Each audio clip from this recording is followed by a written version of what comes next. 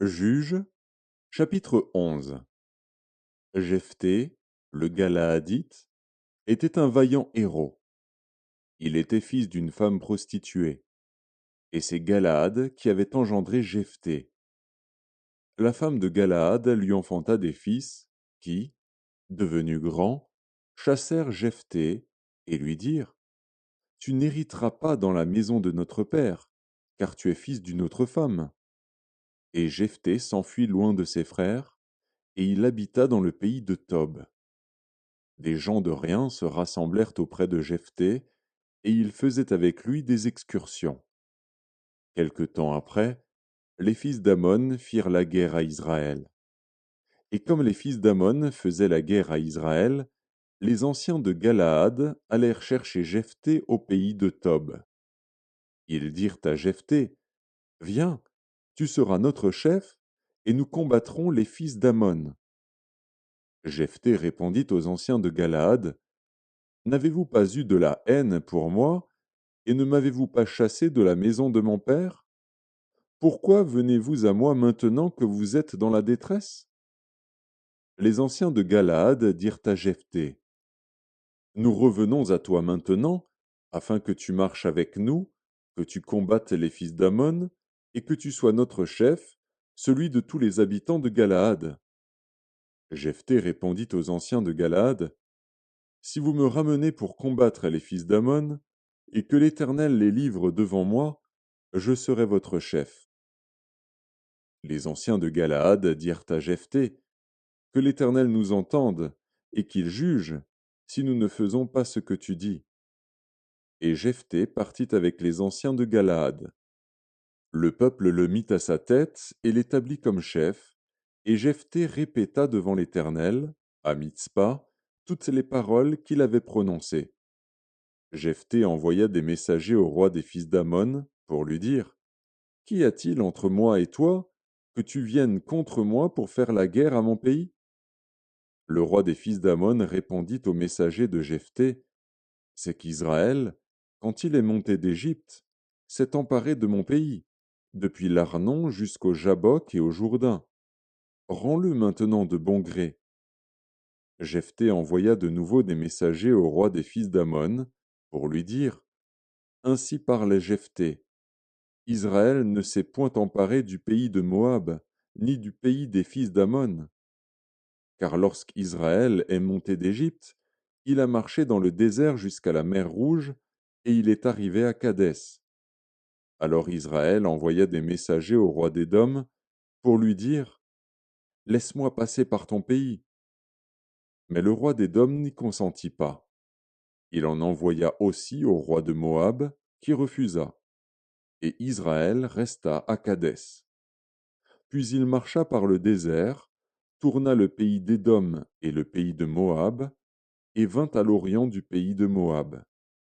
Ils campèrent au-delà de l'Arnon, sans entrer sur le territoire de Moab, car l'Arnon est la frontière de Moab.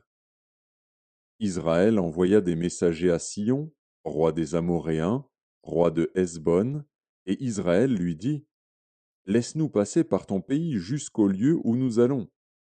Mais Sion n'eut pas assez confiance en Israël pour le laisser passer sur son territoire. Il rassembla tout son peuple, campa à Jahats, et combattit Israël. L'Éternel, le Dieu d'Israël, livra Sion et tout son peuple entre les mains d'Israël, qui les battit.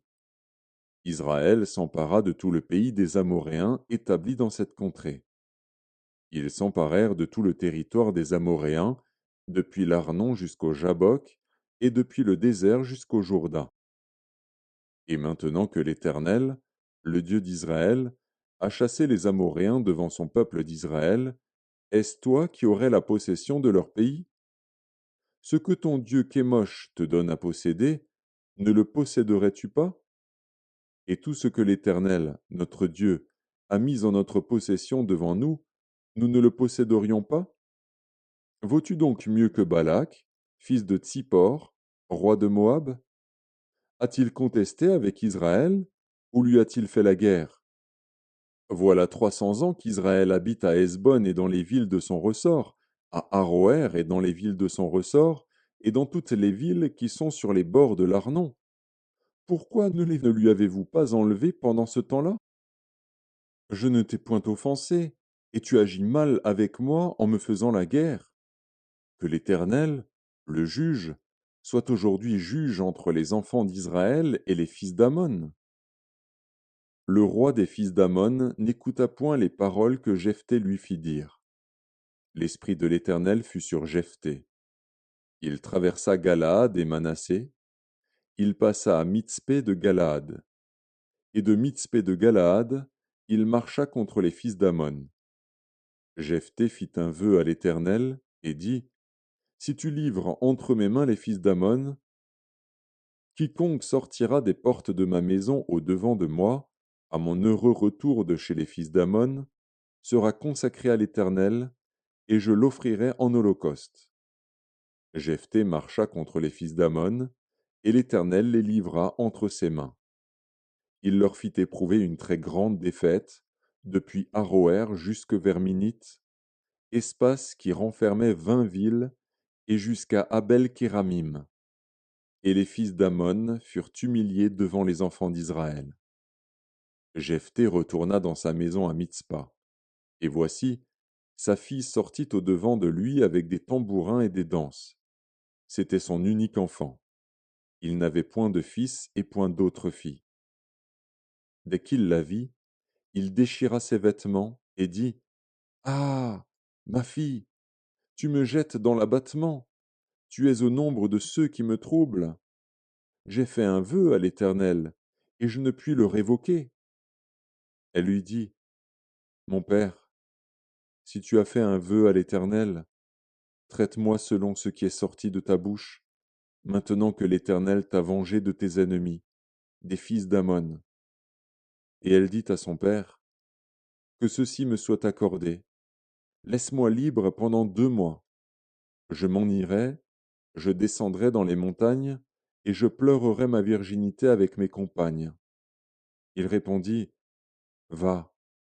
Et il la laissa libre pour 2 mois. Elle s'en alla avec ses compagnes, et elle pleura sa virginité sur les montagnes. Au bout des 2 mois, elle revint vers son père, et il accomplit sur elle le vœu qu'il avait fait. Elle n'avait point connu d'homme. Dès lors s'établit en Israël la coutume que tous les ans les filles d'Israël s'en vont célébrer la fille de Jephthé, le Galaadite, 4 jours par année.